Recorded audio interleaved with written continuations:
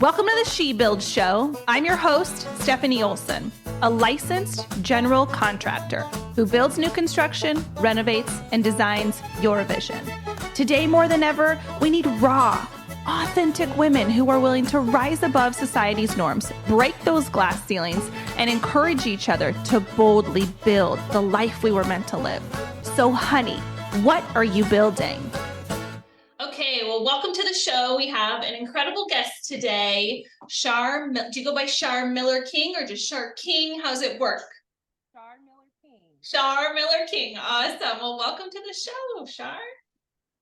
Thank you so much for having me. I'm excited to share with your listeners and just talk shop. That's right. Awesome. Okay, so tell the listeners what, what you do now.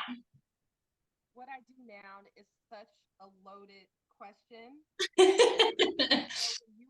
When you are an entrepreneur, there are so many arms to what you do. I like to just start with woodshop teacher, right? But that means different things to different people. Oh, do you work in a school full time? No, I get bored too easily to do one thing all the time. So I teach at a makerspace here in Atlanta. I teach at my children's school. I work with different schools around the city. I travel around the country teaching at wood studios and big craft schools and on television and in magazines. And I've just used woodshop teacher as a title. And then we talk about all the different arms that title has grown into. Yes. Isn't it crazy being somebody who has ambition and dream and just being like, no, I can't just settle with that. I actually went to school to be a teacher and have my teaching credential. And it's really cool that you're able to like do that and all of your other things. Like in my mind, when I was, 21 or whatever, I was like, I can't just do this. And so I quit. But I love teaching. Like, I love it. I love children and teaching and passing on knowledge and teaching them a skill and watching them figure themselves out. Like I like, that's the essence of who I am. And I think that like a lot of what I do is just, kind of encompassed in that. So you obviously went to school to be a teacher, or did you get you got the woodshop job? Tell me about that.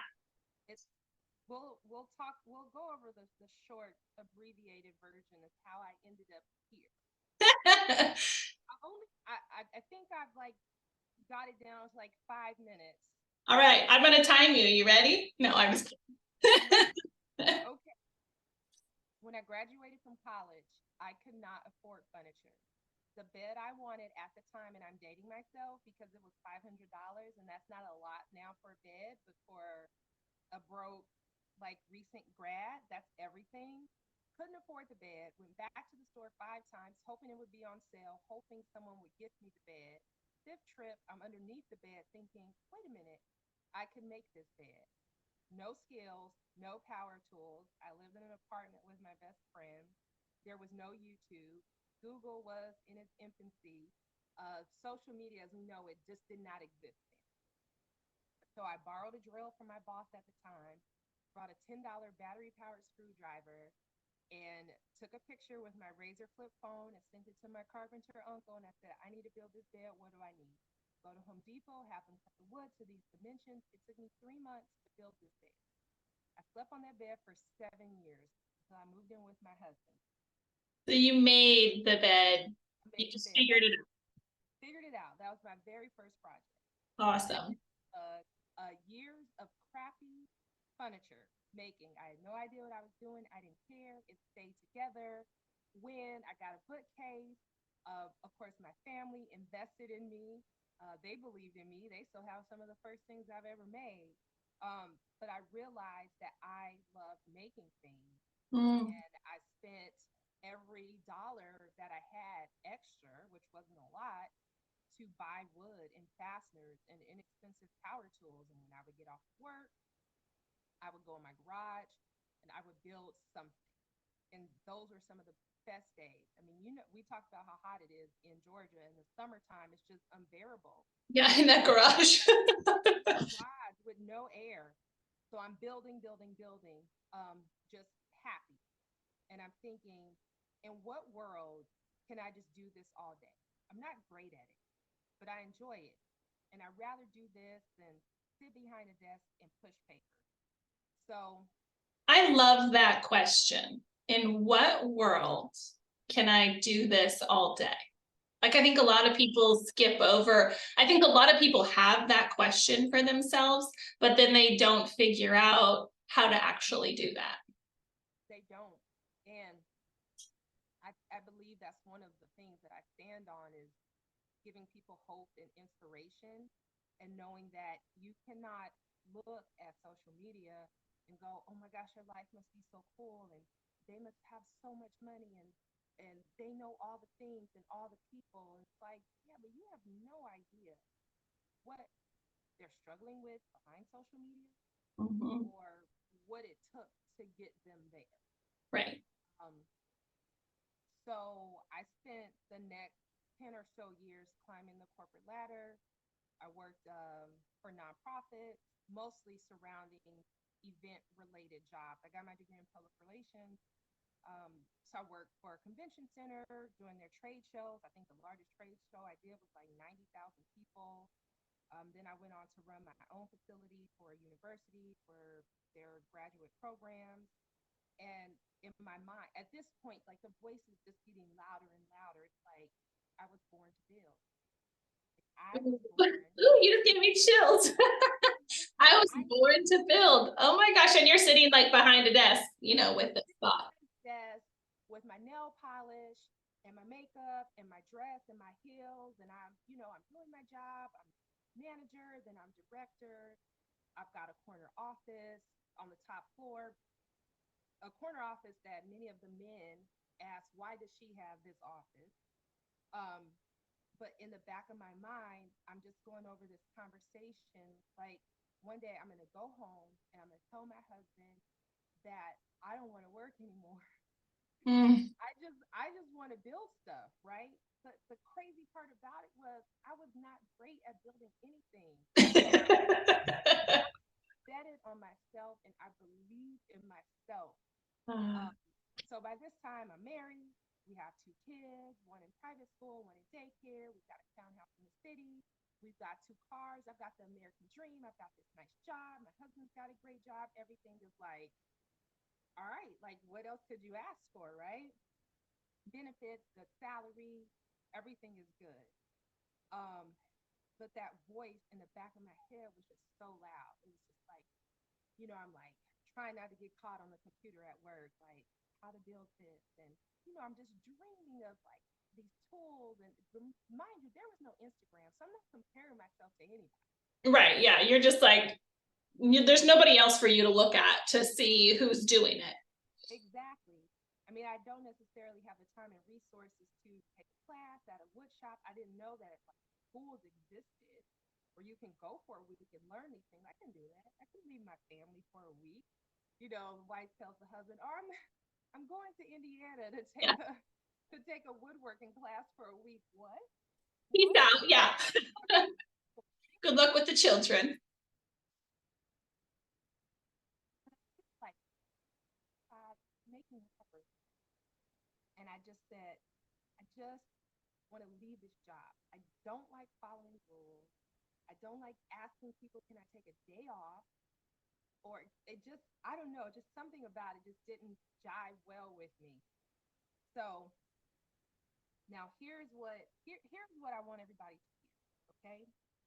I firmly believe that you will have the desires of your heart. Mm. But be very careful about what it is you want and how far you are willing to go to get it. Yeah. Because you keep thinking it, you keep speaking it, trust me, it will happen. Yeah. I don't always mean in a positive way. That is true for negative things. So here's where it starts. 2014, um, my husband and I, the conversation that most couples have. Okay, where are we going? What's the plan for the next 3 years, right? All right, we want to move to a bigger house. Check. We want to pay off some debt. Check. The big question, are we done having children? Yep, got our boy, got our girl. We can handle this. We can manage this. All right, shake an agreement. Everything is great. Sign the contract. Move on. You know what's funny, Stephanie, is I wrote this down and I made my husband sign it. When you say Why did I know that was what you did? goofy like. So this was the beginning of 2014. 2014, my daughter's school closed. Her school had been open for 65 years. They said, we're closing. She went to parochial school. The Lord's leading us in a different direction. What? So we had to find her a new school immediately. 3 months of stress. I didn't know that applying to first grade was akin to applying to college, to private school. There was observations, there was letters of recommendation for the first grade. Okay? It was crazy. All right, so 3 months of stress with that. Then we find her a school. It's a school that doesn't even have a physical building yet. But we're like, okay, we're gonna do it. We're gonna try it out. We're gonna send her here. New school. Then go on vacation over the summer.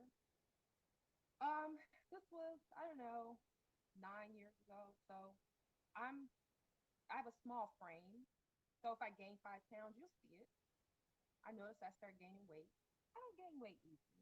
I know a lot of women are like, oh my gosh, I hate you, you don't gain weight easily. Well, you know, once you get in your 40s, you start to gain weight easily. But I was still in my 30s. So I'm walking past the mirror. I'm like, oh, getting big. I'm like, oh.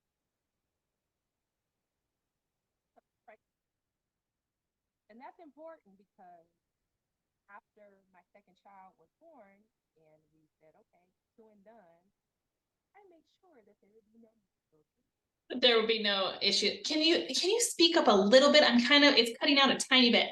Yeah, is that better? Yeah, that's perfect. Um, So just say that one more time. I'm guessing you said you got pregnant or you thought you were, or you had taken care of it. Yep, and I was pregnant. And I told my husband, he of course didn't believe me. He's like, you can't be pregnant. I was like, here's the proof. It.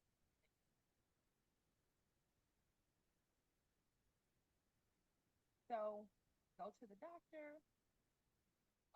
This was the day I'm catching a flight to California to visit family. My husband says, do you want me to go with you? I said, no.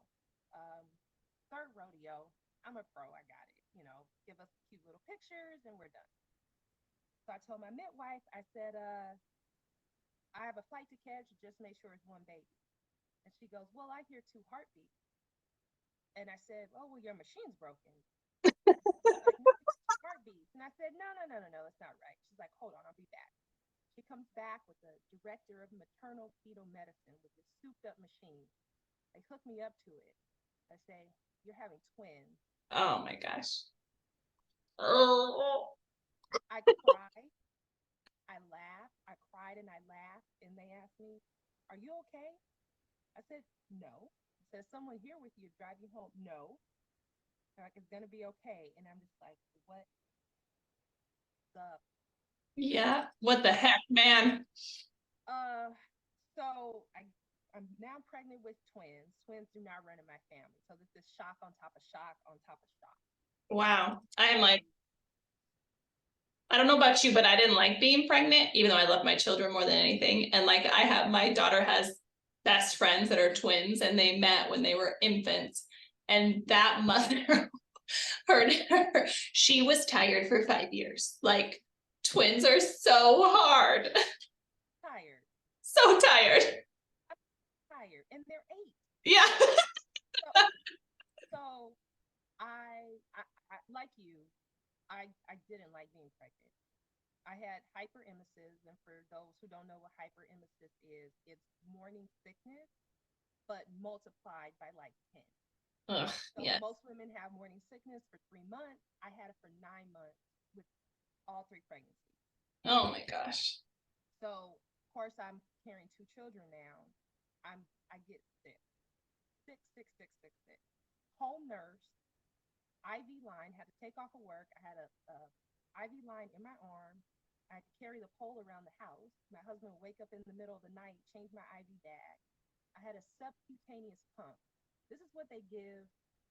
And I'm telling you this in detail, and it all makes sense in a minute.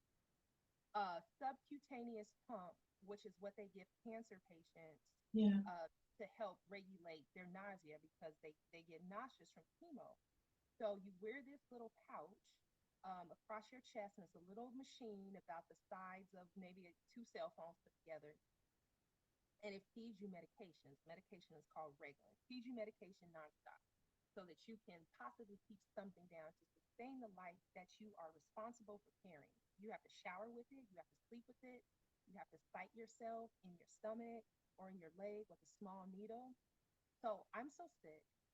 My husband is trying to take care of me and our two children. He loses his job. Oh my gosh. Okay. So we're just like, okay, I'm out of work because I'm taking time off. My department is trying to hold itself together. My husband's not working. Then January 2015 comes around. Time for the twins to make their grand entrance into the world. I went into labor in the middle of the night, and I got to the hospital at 3 a.m. and the twins were born at 4. Oh my God. So because that happened so quickly, the anesthesiologist never made it to my room. I'm so sorry. I did not need that badge of honor. No. I, No. I didn't need it. I didn't. No. I am woman. Hear me roar. Okay, fine, whatever. You do you. But give me the drug. We're born in this century for a reason. That drug. So the twins come. They're beautiful. They're healthy. And I'm just like, I cannot believe I have 4 children. Like, I am a mother of 4 humans that I am now responsible for. And if you think you're just like, Char, how could you possibly take any more? So my in-laws moved in from Florida to help us. Because there's just no way. There's laundry, there's food. I'm breastfeeding twins. Yeah. That's the first thing I Googled when I found out I was pregnant. How do you physically? Yeah. Seriously. Yeah, I know. I would watch my friend do it, and I'm like, you would do like both of this. I'm like, how do you? I couldn't even do one well. Logistically, right? So I feel like I'm giving you like PTSD right now. You're talking about it. I'm all sweaty. So backtrack for 10 seconds. Before I left my job, the men at my job said, "Oh, you're not coming back to work. There's no way you could do this job with 4 kids." That was the 2015 Char. The 2026 Char would have sued the crap out of them for saying that. So I went back to work just to prove them wrong. When I went back, the air was so toxic. They had brought somebody in to oversee things while I was gone. They ended up giving that person the promotion they promised me, the 6-figure promotion that they promised me. Okay. Remember, I told you I had the corner office. This new person was now my boss and came to me and said, "I need you to move out of your office because yours is bigger than mine." Of course, I said no. I stayed at work 5 months. My mental health is everything. I am a normal, calm, kind of goofy, funny, chill person. Don't get angry too much. Pretty forgiving most of the time. But I knew that my mental health was at stake. Like, I knew it. And before anything happened, I went to my husband, I looked him in his face, and I said, "I'm leaving." He said, "How long do I have?" I said, "You have 2 weeks." I quit my job. I did not have a plan. I did not have savings. I didn't know if I wanted another job, what I would do, where I would work, where we're going to put the twins in daycare, nothing. No plan. Stayed home with them for a year. I'm like, I am not a stay-at-home mother. Sesame Street. So after about a year, I went back out to the shop and started building. And it was then that I realized everything that I just told you that happened in the year 2014 and the beginning of 2015 was setting me up for what was to come. Mm. I wanted to wake up, put on sweats, go outside, and make sawdust. And when I realized that's exactly what had happened, I'm like, I had to go back to get here. But if I didn't, I would not appreciate where I'm at now, and I would not have this incredible story to tell. Right. So I found Instagram. My little cousin said, get on Instagram. I said, oh, that sounds stupid. You mean post That sounds stupid. I'm supposed to like them? I'm like, no, are you kidding me? She's like, no, you should do Instagram, do Instagram. So I would send her my pictures. She would add the hashtag. We would post, oh, you got 40 likes. Things that people expect me to do are like. I'm like, whatever, I'll do it. But I'm glad I did. You know why? Because I found other women who were woodworkers, and I found this community of makers. I found a makerspace. The makerspace is a community place where you can go learn how to build, you can use tools. So I went to the space. They owned a saw stop, a cabinet-side saw stop, $4,000 machine. So I'm at this makerspace all the time, right? I have the twins in their car seat. I plop them down. I ask somebody, can you watch the twins while I go and cut this piece of wood? They're like, oh, yeah, we'll watch the twins for you. So I'm at this makerspace so much. The manager says, hey, would you be interested in teaching Woodshop 101 class? To teach, it's that self-doubt that us, especially women, oh, I'm not good enough. I'm not enough. I don't know enough. People won't listen to me because I'm a woman. Let's not mention that I'm also Black, right? It's that negative self-talk that we do all the time. Mm-hmm. I went ahead and taught the class. The first night I taught the class, I can't put into words the feeling of fulfillment that I felt that night. Like when you realize the culmination of everything that you've ever wanted, desired, believed in, hoped for has been fulfilled. And I know that sounds so simple, like, okay, you taught a class people how to use power tools. Yeah, but that changes their life. Like, and I've been in that moment. I've been in that moment of, because I do workshops, and I mean, I just do them because I want other women to feel empowered. And I think I taught them how to build like a planter box, and my daughter was there. She was maybe 9 or something, 10 at the time, and she's walking around helping the old, like the women my age, how to use the nail gun and how to drill and screws for the planter box. And I am like, watching these women bring their daughters and just feel empowered to build something and to take the plans home and be like, I'm going to build another one. I'm going to put 2, and I'm going to put, I'm going to plant these beautiful things and put them in front of my house, and I'm going to be proud of myself. It's so cool to watch. So I know what that feels like personally, to watch other women gain knowledge of something that they never thought that they could do. And confidence.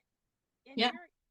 Confidence, and you're spreading that so far. If you think about like our parents' generation, they didn't have that. No. They weren't even allowed to take woodshop, or our mothers. Right. They had to take home ec. Exactly. I had to take home ec, but I got to do woodshop. I made some terrible dress that I went to like prom with, and while I was there, the straps fell off. I was like, oh, my dress is falling off, and I created it. It was terrible. I'm not supposed to be a fashion designer, that was for sure. Life will let us know which lane we're supposed to be in, right? Yes, that's for sure.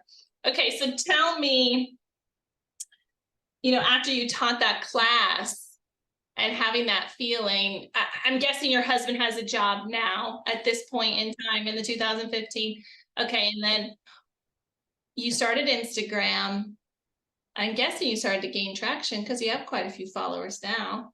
And so where did it evolve? Because now you have like a permanent position teaching woodshop, or is it just like all of these classes and Instagram and you get to be a mom and an entrepreneur and work and make things and be completely you? Is that what it is?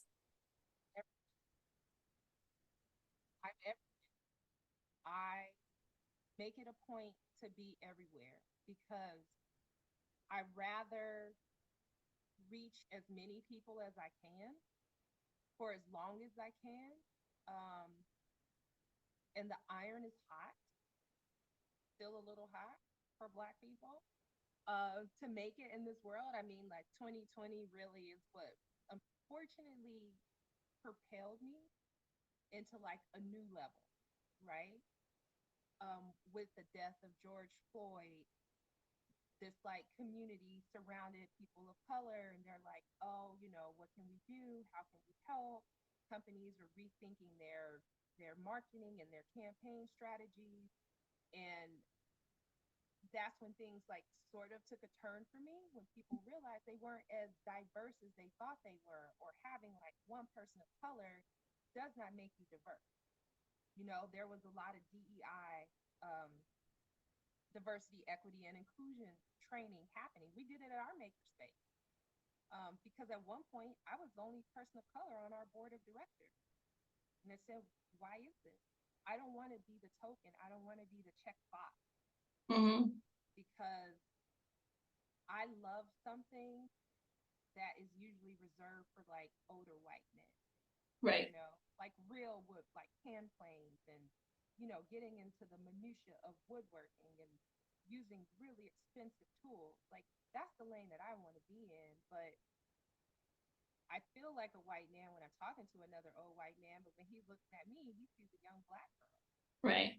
Right. And I get judged on that a lot. And it sucks and I don't like it. But you know what? God put something in me, and he's going to move every obstacle out of my way until I get to where I'm supposed to be. Yeah, absolutely. I love that. And I love your passion. And I'm sure you've come up against a lot of, hard and difficult things. And I think that just like goes back to your statement of when you have a dream and you have that desire in your heart, and you put forth the faith and the power and the strength and, the fortitude to get it, it's not going to be easy. And the fact that, you haven't quit and you're continuing on is incredible. I have two questions. One, what's the coolest thing you've ever made? And two, what's the neatest thing that's happened? Because I'm guessing there's a lot of life that was lived between 2015 and now. What's the coolest thing, moment or experience that you just couldn't think was possible when you had that desire in your heart? Best thing I've ever made was the bed. Ah.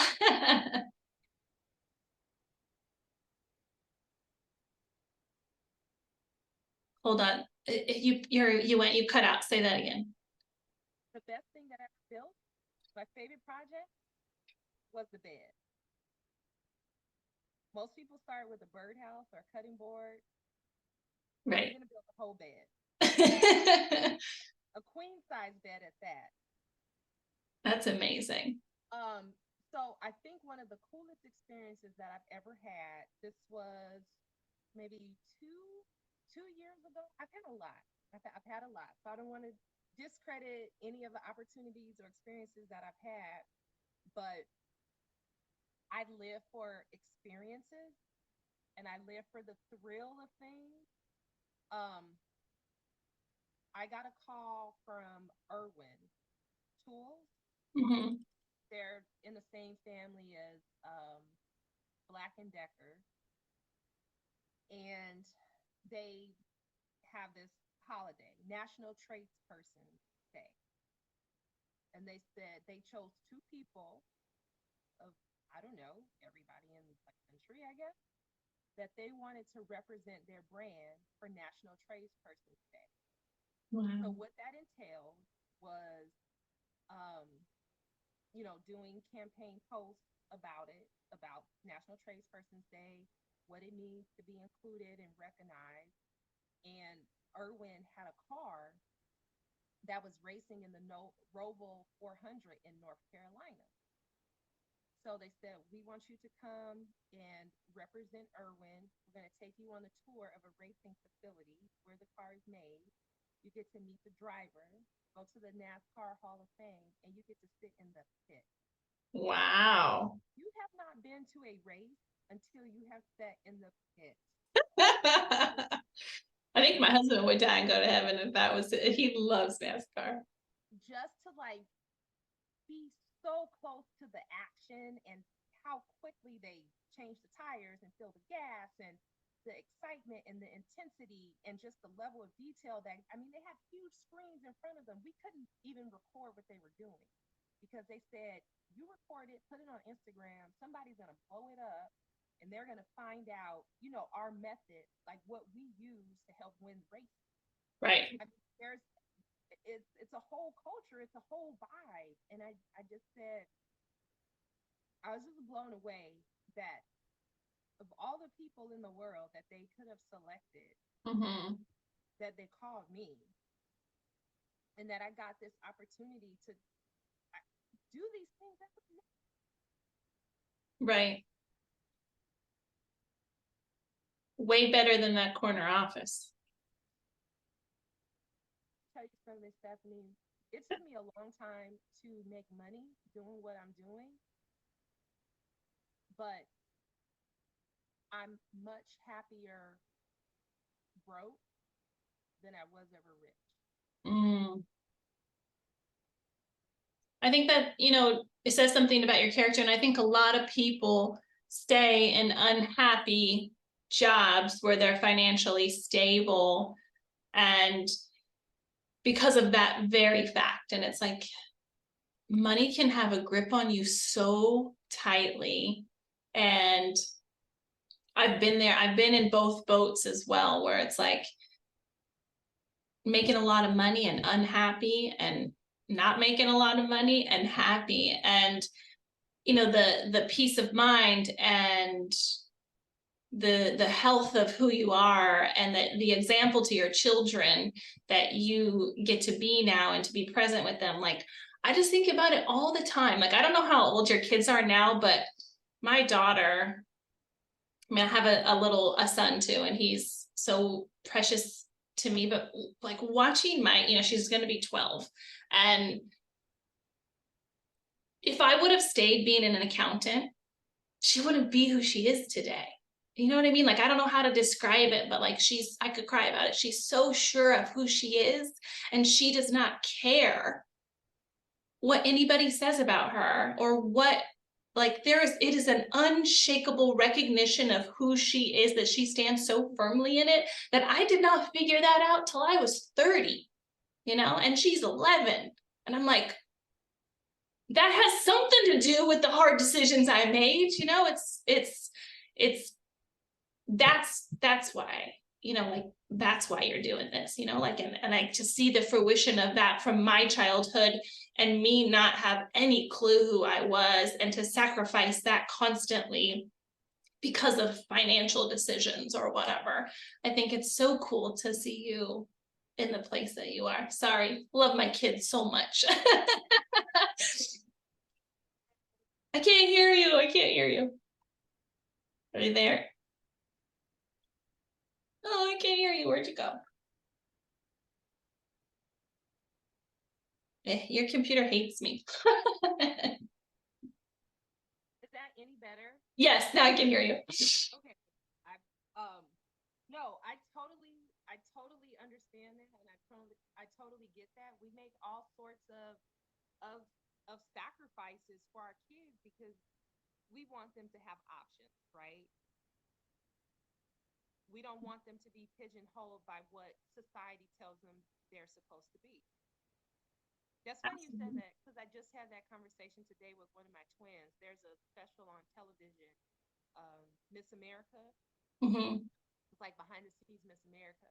And I've been watching it, and one of the girls came up and I debated turning because the topic was the year that they decided to do away with the bikini segment of the Miss America pageant. And she said, you know, what's going on? She came in the middle. She said, what's going on? And I said, well, you know, there were some people who wanted the swimsuit part of the pageant to, you know, to stay in. She goes, well, why is there a Miss America? And I struggled with that. And I said, so they're saying that you can be the top person in America if you're thin, if you're beautiful, if you're well poised, you have all the right answers, and you parade across the stage with a swimsuit and high heels for other people to judge you. And I'm not knocking the women who do it or anybody that does a pageant, but in my mind, I couldn't push my girls to that, right? Because I'm a rebel with a cause, and I told her, I said, you do not have to conform to what society tells you is beautiful. We just got back from Orlando yesterday. We're at a water park. We saw some of everything. There were big people. There were small people. There were thong bikinis. A lot of booty. There was a lot. And I said, everyone there embraced who they were. They let what they had hang out. You know, some people, you know, modest. I mean, there were different religions and faiths, people who don't believe in showing any skin. But we saw all of it. There are people from all over the world. You're standing in line with somebody. I don't know what language they were speaking, right? And I said, you love your body for what it is. I said, those women made a choice. That's what they want to do. But they wanted to do away with the swimsuit portion. And she said, yeah, I agree with that. She said, I don't feel comfortable walking around if there's men and, you know, all the goods are hanging out. And I said, well, good. You know who you are. That does not make you beautiful. Being skinny doesn't make you beautiful, right? Constantly doing something so other people will like you or be judged, it doesn't make you happy. And then the next episode, of course, was about mental health, which I was going to have her watch, but they opened up with the Miss America that committed suicide. Oh, gosh. You know, yeah, we don't even put that in our head. that in her head at such a young age, but I don't like when people follow the crowd. Yeah.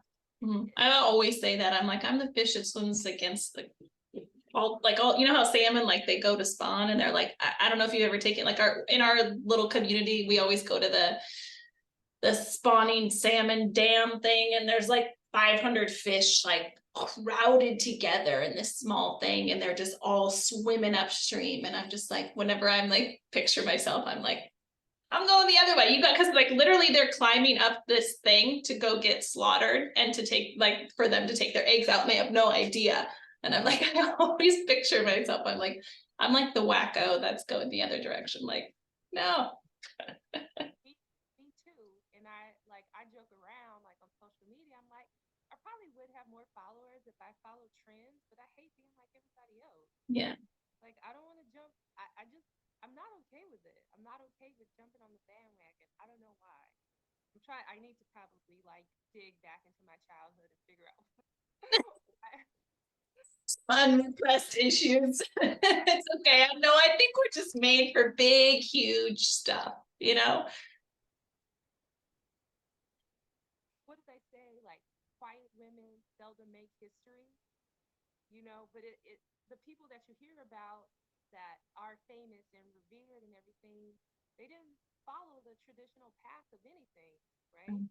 And I'm like, I get to make history. Like the last show that I was on, this particular show has been on the air for 18 seasons. And from time to time, they have a guest woodworker on. Not often, time to time. 18 seasons, they've never had a Black woman on until wow. It's so cool, Char. You've honestly, like, my soul feels connected to you, because I think we just both believe in the same things. And like, you know, who you are is absolutely beautiful, and your story is incredible. And you know, the reason I do this podcast is not because I give a shit about making $1, but it's because I constantly need to be reminded of my why.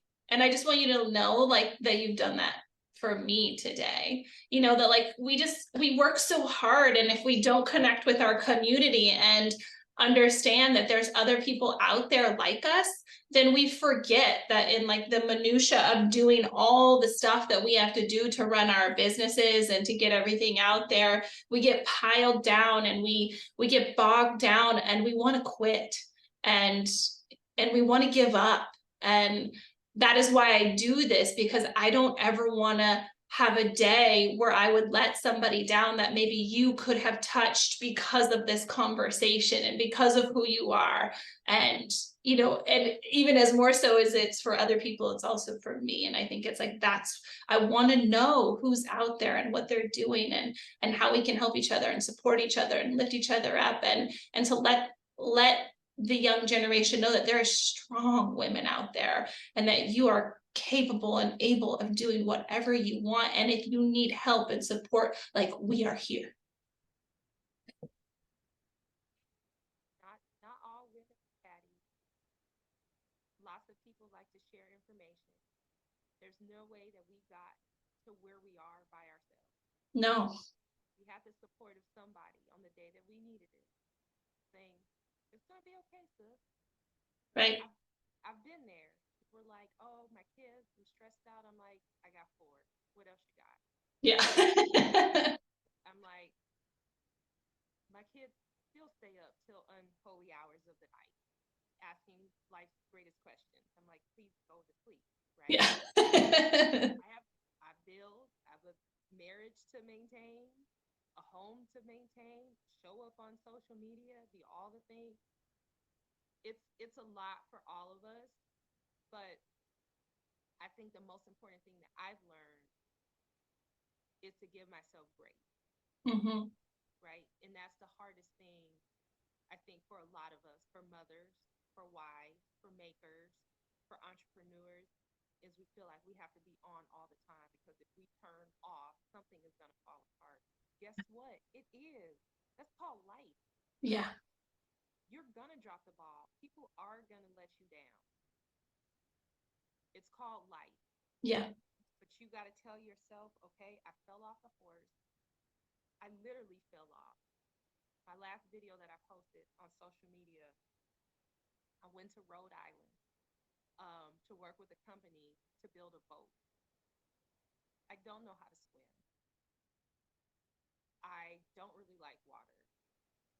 I like looking at it. I like sitting on the beach, but I'm not even in the water. So I built this boat, and each of the people on my team, we took turns racing the boat. I got in the boat, and the boat capsized. My life jacket started to come off. I thought I was going to drown. Oh my gosh. And people had to come out and get me. And I'm like, it was hard. Like afterwards, I was like, I need a minute. Like I really gonna drown. Right. Yeah. That's not minor. Right. That's not minor. And then like, of course, my team lost. I let my team down. We spent 2 days building a boat. I capsized it. It broke. Oh my gosh. But you know what I said? These things happen literally and figuratively in life. We let people down. Things fall apart. Things break. You take the moment in, you're just like, okay, the moment's passed, no one died, I'm okay. There was no money at stake for winning this competition except for bragging rights. And you dust yourself off and you pick yourself up. You're like, okay, what's the next thing I need to tackle? Because I can't live in the past. I can't change anything about that. Yeah. People are going to let you down. I don't know, my team was, I was like, I'm sorry, guys. I'm so sorry. They're like, no, we're glad you're okay. One person on the team didn't get the raise. He was upset. And I'm like, you can't control other people's emotions, right? We as women sometimes feel like everything is our fault. Yeah. We are in control of how other people feel. I just had that conversation. I have a young girl that I have horses, and I tend to like, it just draws young people in. And I just had that conversation with her. She's struggling with the relationship in her life. And I'm like, when I was a kid, I was so affected by other people's frustrations, and I just always thought it was my fault, like always, like, oh my gosh, my mom's upset, like what did I do, like how do I fix it? And I'm like, through a lot of therapy I learned like other people can have emotions and frustrations and behaviors, and I can still be me, and like I can still be okay. And I'm like, that is such a hard thing to learn for women, that like if you're upset, I can still be all right, like, and I don't have to get all tangled up in it. No, there's one of my favorite books is called The Four Agreements. And it's like four things that you need to live by to have like a great life. And one of the agreements is don't take anything personally.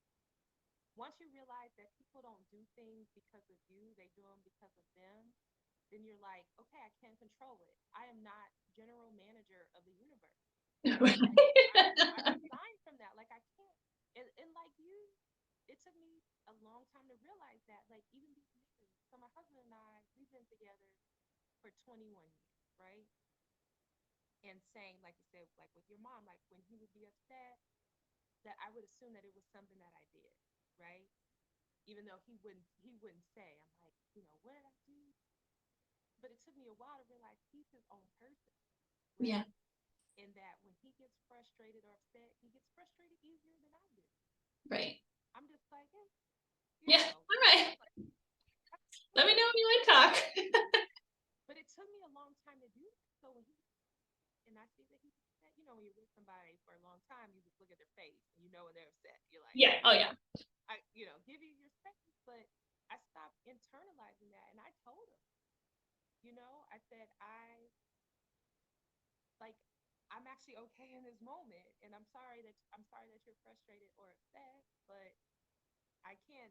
There's some things that I'm not gonna take on, right? Right. You work that out on your own. It doesn't mean that I love you any less or that I don't care, but you're your own person and I'm my own person. So I totally get that. And I hope that other people listening who internalize that will, it's, I know you can't stop immediately if that's something that is just who you are, but just know, think about all the thoughts that you've had in the last 5 minutes. The person who you think is angry with you or upset with you has had just as many thoughts. Mm. And most of those thoughts have nothing to do with you. They're like, oh, my back hurts, or somebody cut me off, my boss is being mean, or I don't know how I'm going to pay this bill. All those things swirling in your head just kind of like overwhelm you or frustrate you, and you snap at the person who walks in at the wrong time. You know what I tell my kids? Read the room. I know, my child, I'm like, no. So sorry. They're like, knock, knock, knock, knock, knock. I'm like, I'm surprised mine haven't come in. They use like slide notes under the door. No, they've gotten smart. They'll slide a note under the door with the marker. happy to respond. Circle I one. need like a blind to be like, because they can see into my door. Nope. I close the door. I'm like, I have a call. When I get off the call, the house better be clean. And I can assure you that it's not clean. So I'm going to spend the next hour telling them to clean it. They have one more week before they go back to school. And then I will resume normal programming. Yes, I know.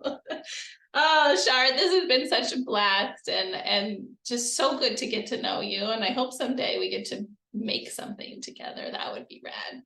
That would be cool. You should come to Workbench Conference.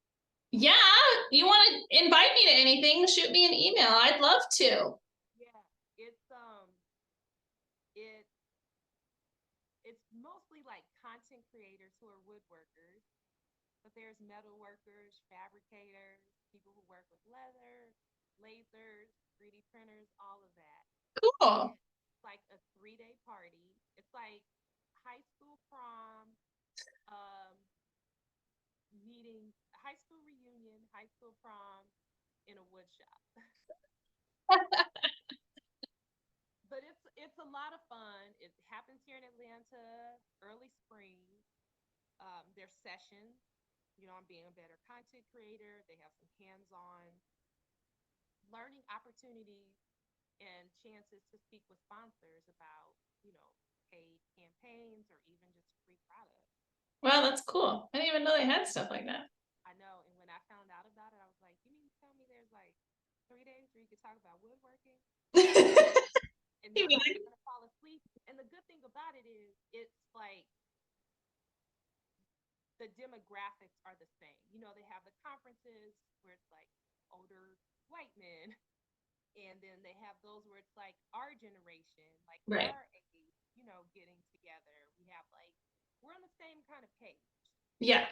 Same thing. So I like all of them, by the way, not excluding some of my best friends are older white men.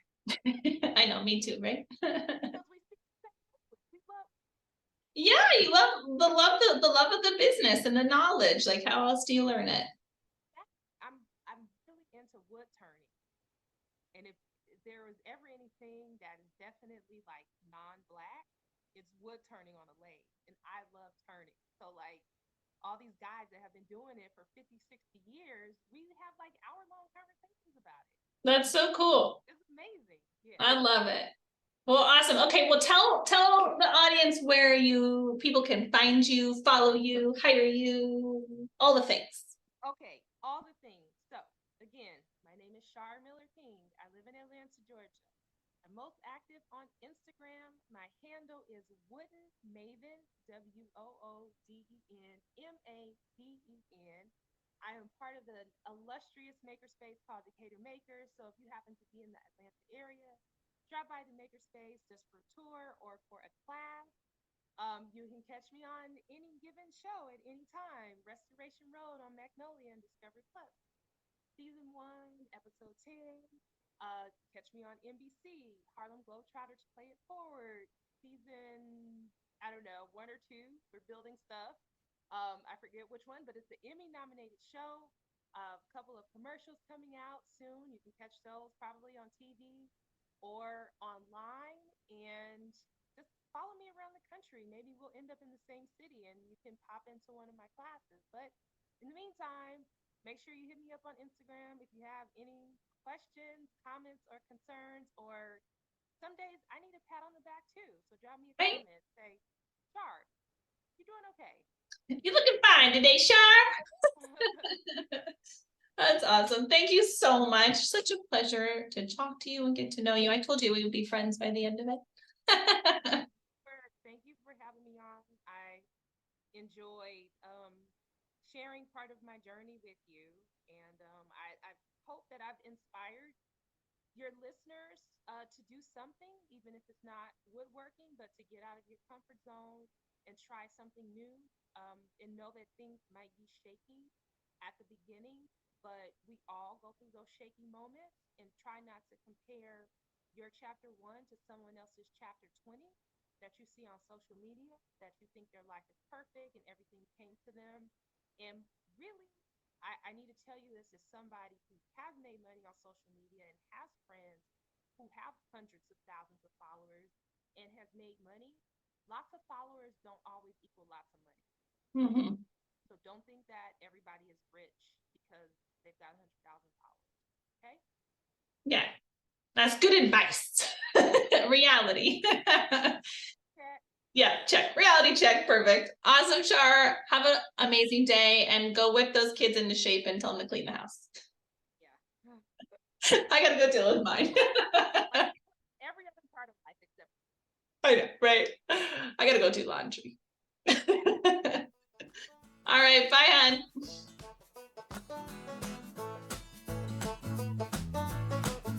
Thanks for joining me today on the She Build Show. My name is Stefanie Olson. My hope is that this episode leaves you feeling empowered and ready to boldly take that step into building the life that you envision, 1 2x4 at a time. And if you can do me a quick favor, please leave me a 5-star review on iTunes. I get giddy over reading the reviews each week, and I will choose one special person to win some She Build swag. Make sure you add your name to the review, and I'll reach out if you're the winner. Thanks again for hanging out. Be sure to visit me at theshebuildshow.com, where you can ask me questions and share with me what you're building.